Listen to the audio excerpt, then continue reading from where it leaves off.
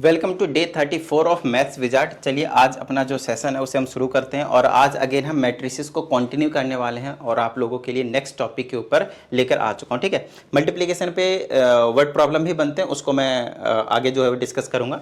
Tension लेने की कोई जरूरत नहीं है, हर एक टाइप के क्वेश्चन आप लोगों को करवाए जाएंगे। फिलहाल अभी जो मैं अभी शुरू कर रहा हूँ वो है आपके पास ट्रांसपोज ऑफ मैट्रिक्स। तो इसको थोड़ा सा ध्यान से समझेगा। ठीक है, ट्रांसपोज ऑफ मैट्रिक्स क्या होता है? ट्रांसपोज ऑफ मैट्रिक्स देखो, अगर आपके पास एक मैट्रिक्स है, जैसे कि मैंने बोला 2 4 -1 7, ठीक है, तो इसको ना जैसे कॉम्प्लीमेंट नहीं पढ़ते थे सेट्स वाले चैप्टर में कि इसको डैश कर दिया है ना, वही वाली चीज़ है। तो यहाँ पे या तो आप ट्रांसपोज के लिए टी लगा सकते हो, कैपिटल टी या फिर स्मॉल टी, नहीं तो जो मोस्ट फ्रीक्वेंट यूज्ड होता है आपके पास वो डैश लगा लेते हैं। डैश, डैश का मतलब यहाँ पे ट्रांसपोज होते हैं। ठीक है, इस डैश का मतलब क्या होता है? इस डैश का मतलब क्या होता है? ये जो ट्रांसपोज है इसका मीनिंग क्या होता है? ट्रांसपोज का मीनिंग होता है किसी भी मैट्रिक्स में आपके पास जो रो हो उसे आप कॉलम बना दो, तो जो कॉलम होगा वो अपने आप रो बन जाएगा, उसमें कोई टेंशन वाली बात है नहीं, है ना। मतलब रो कॉलम बन जाएगा और कॉलम जो है वो रो बन जाएगा। तो ऐसी कंडीशन को हम क्या बोलते हैं? ट्रांसपोज कर दिया मैट्रिक्स का। जैसे कि ये वाला रो आपको साफ साफ दिख रहा है, इसको आप कॉलम बना दो, यहाँ 2 लिख दो, यहाँ पे 4 लिख दो, और ये वाला जो रो दिख रहा है उसको आप कॉलम बना दो, -1 और आप 7 बना दो।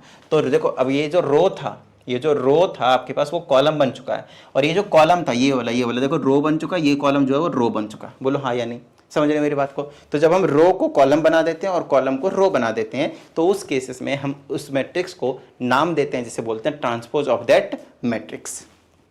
क्या इतनी सी बात समझ में आई? डन है? ठीक है, चलो आगे की बात करते हैं। छोटी छोटी चीज़ें हैं, आप लोगों को जरूर से जरूर समझ में आनी चाहिए। अब यहाँ पे कुछ प्रॉपर्टीज़ की बात करेंगे, बहुत ज़्यादा इंपॉर्टेंट है ये वाली प्रॉपर्टीज़ ना, G1 है, properties of transpose of matrix. Transpose of matrix याद है, डबल कॉम्प्लीमेंट करते थे किसी भी सेट का तो वापस मुझे ओरिजिनल सेट मिल जाता था, याद आया? तो पहला प्रॉपर्टी ही यही है कि अगर किसी भी मैट्रिक्स का आपने ट्रांसपोज लिया और एक बार और आपने ट्रांसपोज ले लिया तो आपको ओरिजिनल मैट्रिक्स जो है वो देखने को मिल जाएगा, वापस ओरिजिनल वाला।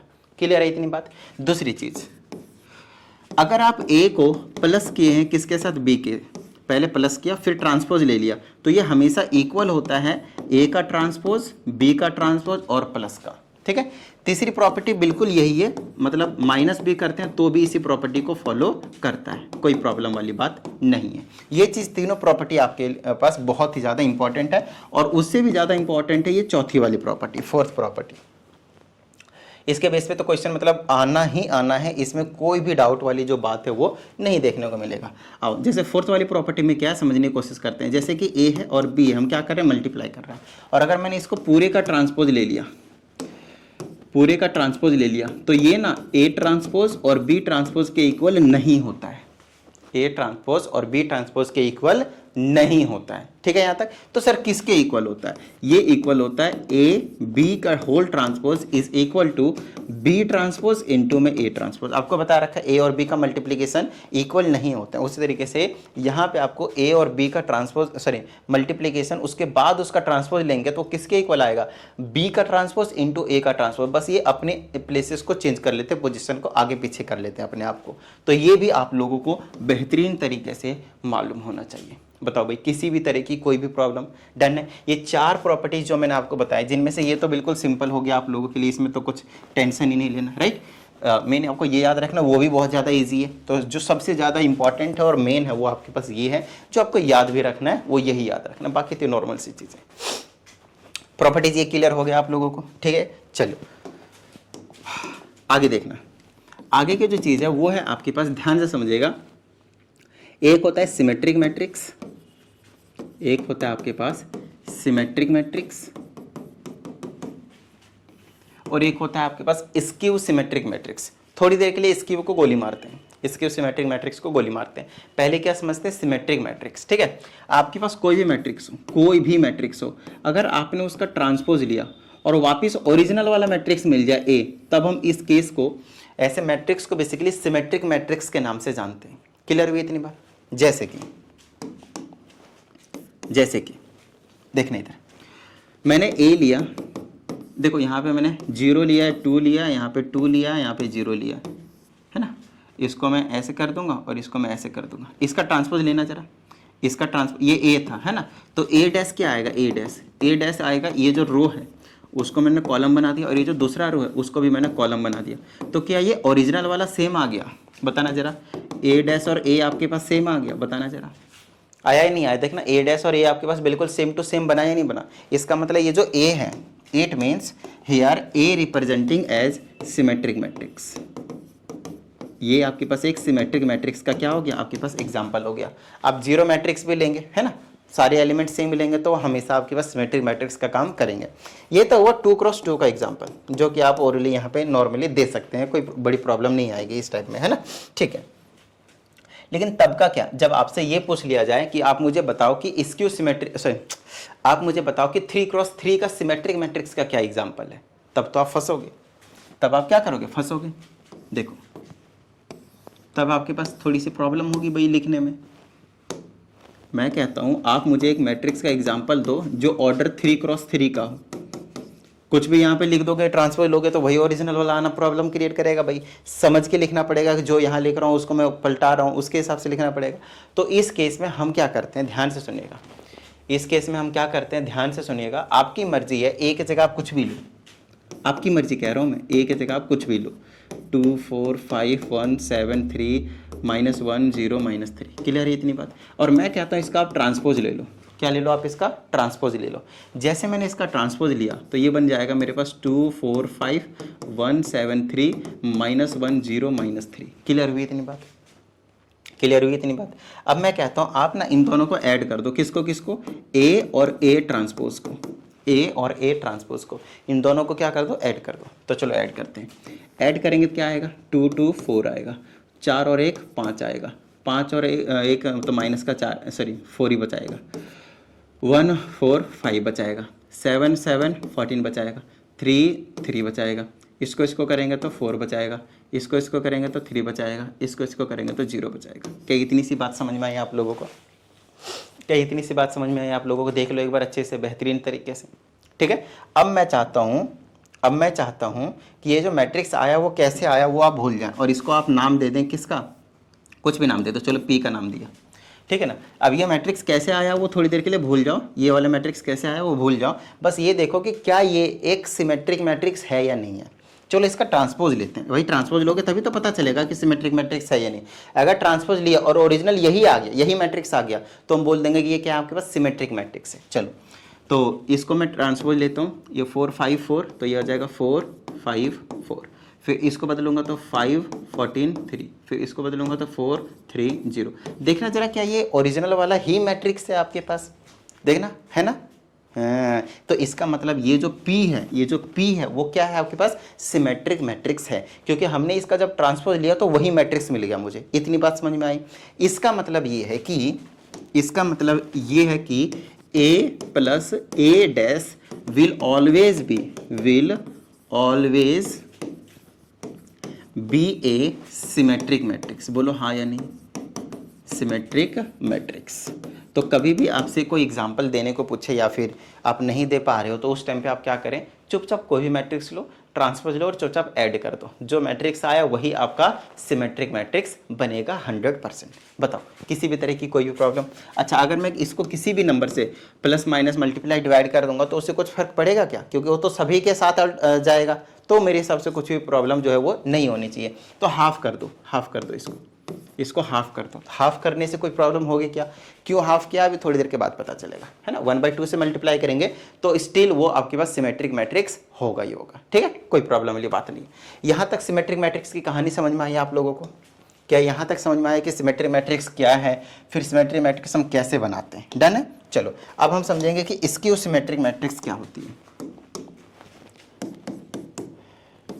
अब हम समझेंगे कि स्क्यू सिमेट्रिक, ये दो ही मैट्रिक्स हैं, कोई प्रॉब्लम वाली बात नहीं। स्क्यू सिमेट्रिक मैट्रिक्स क्या होता है वो समझेंगे।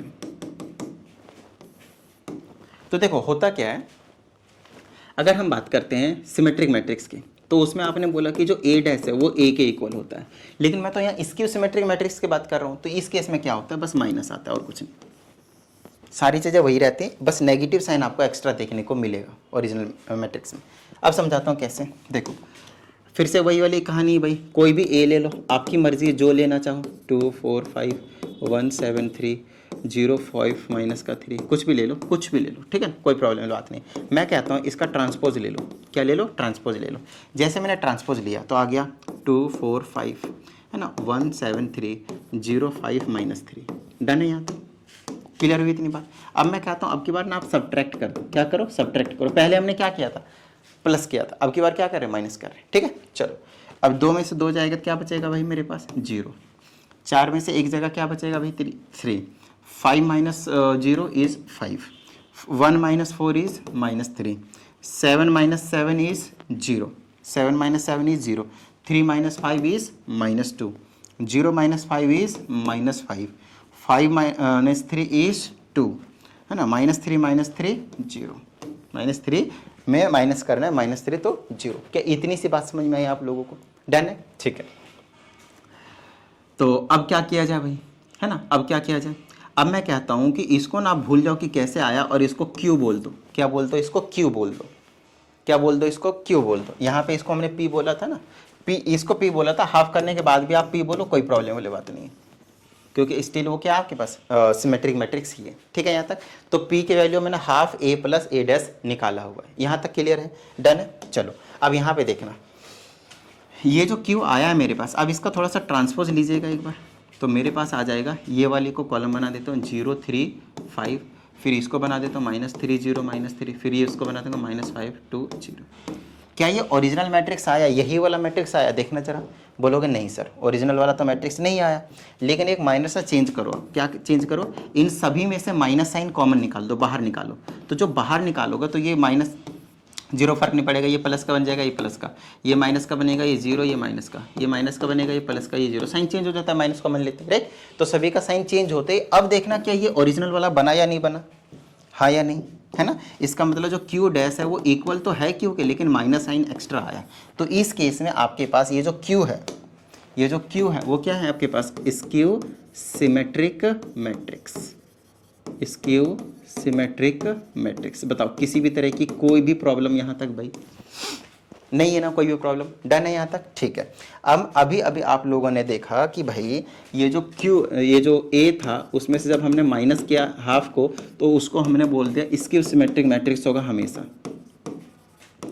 हमेशा क्या होगा आपके पास? स्क्यू सिमेट्रिक मैट्रिक्स होगा। और अगर इसमें हाफ कर दो तो भी तो कोई प्रॉब्लम नहीं होगी ना। इस पूरे को मैंने Q का नाम दिया, हाफ से मल्टीप्लाई करने के बाद भी इसको हमने क्या नाम दे दिया? Q का नाम दे दिया। क्या इतनी बात समझ में आई? डन है, बिल्कुल क्रिस्टल क्लियर, ठीक है। अब एक चीज़ बता रहा हूँ, ध्यान से समझिएगा। एक क्वेश्चन आता है, एक्सप्रेस ए के जगह कुछ भी दिया रहेगा, 2 5 -1 2 ले लिया, ठीक है। As sum of symmetric and skew symmetric matrix. इसका कहने का मतलब ये है कि ये जो मैट्रिक्स है A, इसको हम कैसे लिख सकते हैं? इसको मैं इसको मैं P प्लस Q लिख सकता हूँ। P क्या था वो चीज़ दिखा देता हूँ मैं। P आपके पास ये वाली चीज़ है, ये वाली चीज़ half of A plus A dash. और Q क्या है? Q आपके पास ये है half of A minus A dash, right. मतलब P क्या था आपके पास? सिमेट्रिक मैट्रिक्स था। बोलो हाँ या नहीं? P क्या था आपके पास? सिमेट्रिक मैट्रिक्स था। और Q क्या था आपके पास? स्क्यू सिमेट्रिक मैट्रिक्स था। स्क्यू सिमेट्रिक मैट्रिक्स था। और P और Q को एट द लास्ट, बिल्कुल लास्ट की बात कर रहा हूँ, मैंने किसके रिप्रेजेंट किया था इसको? Half of A plus A dash से। और प्लस का इसको किससे रिप्रेजेंट किया था मैंने? Half of A minus A dash से। बोलो हाँ या नहीं, है ना।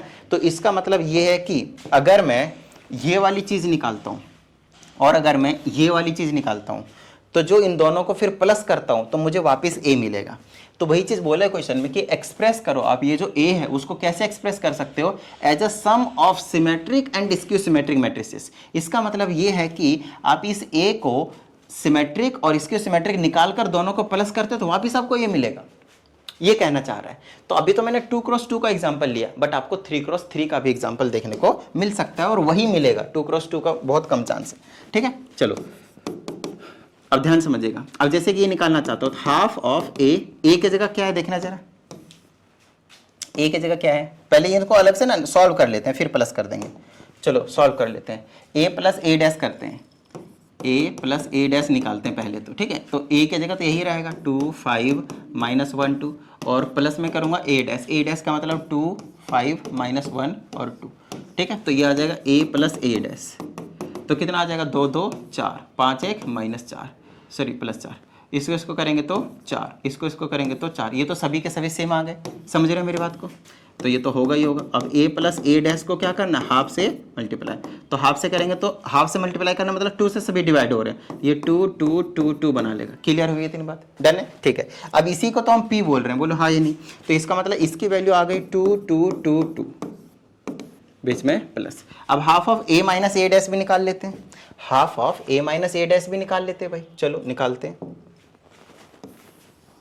तो a minus a dash, a की जगह फिर से लिखूंगा 2 5 माइनस 1 2, और फिर माइनस करूंगा 2 माइनस 1 5 2। चलो अब ये a माइनस a डैश निकालूंगा तो कितना आ जाएगा, 2 में से 2 जाएगा 0, 5 में से माइनस करूंगा माइनस 1 तो 6 बनाएगा, इसमें माइनस 1 तो माइनस का 6 बनाएगा, इसको करूंगा तो 0 बनाएगा, ठीक है। तो इसका हाफ कर दूंगा मैं, हाफ करूंगा तो आ जाएगा half of a minus a dash, तो 2 से डिवाइड होगा 0 3 माइनस 3 0। अब इसको यहाँ पे रख दो, 0 3 माइनस 3 0।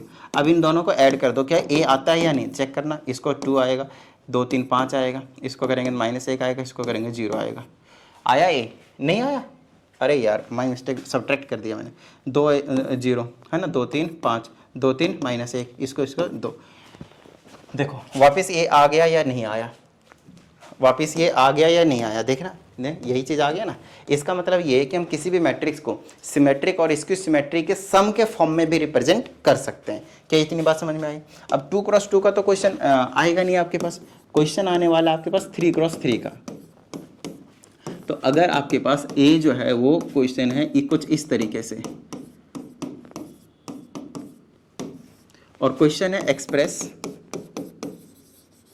ए एस, फ्रैक्शन में भी आए वैल्यू तो घबराना नहीं है, आ सकता है, कोई बड़ी चीज नहीं। Express A as symmetric and skew symmetric as सम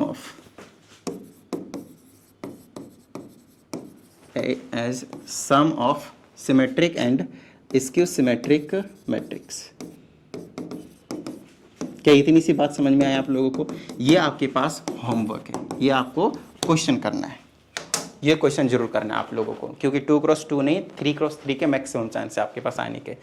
तो आज मैंने आप लोगों को यहाँ पे ट्रांसपोज से रिलेटेड जितनी भी चीज़ें पॉसिबल थी वो मैंने करवाने की कोशिश करी है, हालांकि इसके बेस पे भी क्वेश्चन रह रहे हैं, ठीक है ना। अभी क्वेश्चंस की और हमें प्रैक्टिस करनी पड़ेगी, तब जाकर ये जो चैप्टर है वो आपके पास कंप्लीट होगा। चलिए उम्मीद करते हैं आप सभी को क्लियर हो गई इस वीडियो में। मिलते कल के सेशन, प्रैक्टिस करते रहिएगा। जय हिंद।